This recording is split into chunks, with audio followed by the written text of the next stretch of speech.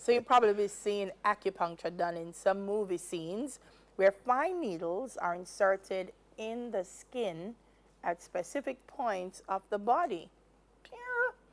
We usually associate this with relieving stress, but did you know it can help with your sinusitis as well? Well, it can help with almost anything. A number of things, yes. Oriental medicine practitioner Dr. Tracy Ann Brown joins us now. Good morning. Welcome to Smile Jamaica. Pleasant morning to you. Time. Thank you. Welcome to Smile.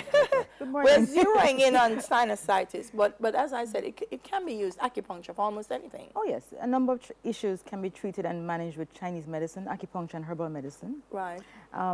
Most popularly known for pain management, headaches, gynecological issues, fertility issues, but it can also be used for sinus issues and respiratory conditions as well. Is it painful? You hardly feel anything. The needles are relatively thin. In fact, they're very thin, and they're engineered so that you don't feel much when they go in. Most people fall asleep once their acupuncture needles are in and are usually very surprised at how little they feel. Snoring? It can help with snoring to some extent. If it's very severe, that might require other interventions. Oh, wow, I never did. All right. Yes. What causes, like, where's the medicine in the needle? In the acupuncture needle? Yeah. Okay. Let me give you a little background. So there are close to 1,000 acupuncture points on the body. The acupuncture points are grouped into what are called meridians, channels on the body. So you have points that relate to respiratory issues, the lung meridian, the stomach meridian, the heart, and so on. The acupuncture points, when stimulated, it has been found that they stimulate different functionings in the organs and various systems in the body. There's nothing being injected into the body. So there's no medicine in the needles, which is why the needles are so thin. So there's nothing being injected into the body through the needles. But what has been found is that, for example, if you needle the point here, which is Li4, it can help to relieve headaches.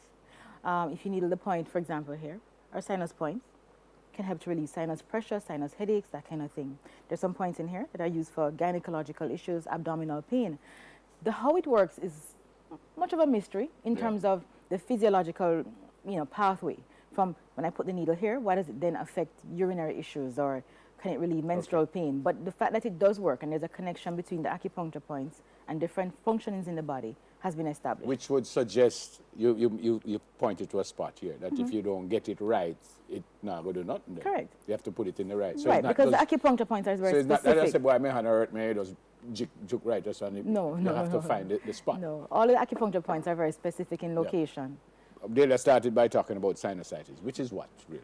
What when you say sinusitis is an inflammation of the sinus, the mucous cavity lining in the sinus cavities. The sinus cavities are here and over here, primarily. So persons will find that they have excessive mucus discharge from the nose. Sometimes they may feel a heaviness in these areas. They may have headaches. Those are the main symptoms most persons recognize with sinus issues. Yeah, I have a couple issues with my sinus. But interestingly, when I get the pain like in here. Right.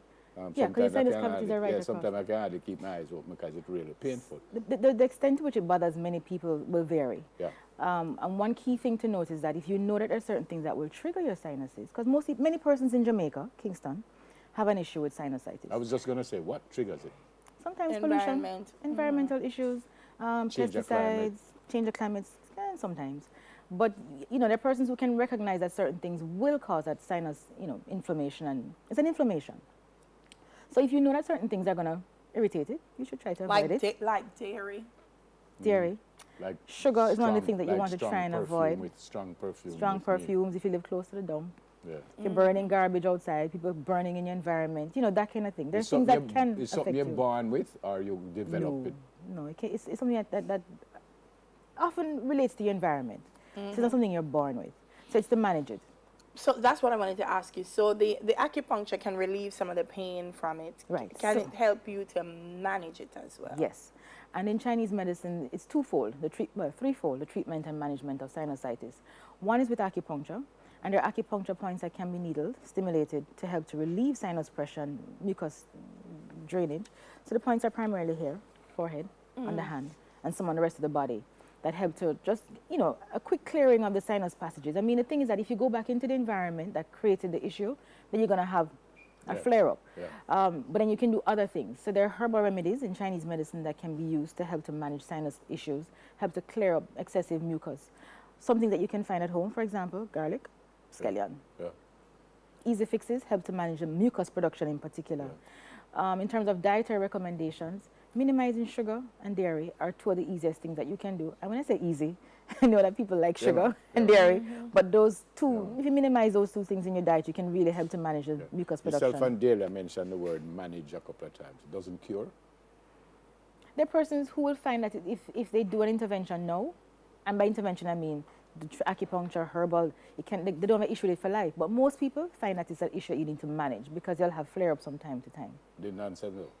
Pardon? You didn't answer though. Does it cure it? I said some people, yes. Some people. Some people. But most people require management of because it flares up from time to time. And management would be what? Every 3 months, every month, every year? It varies.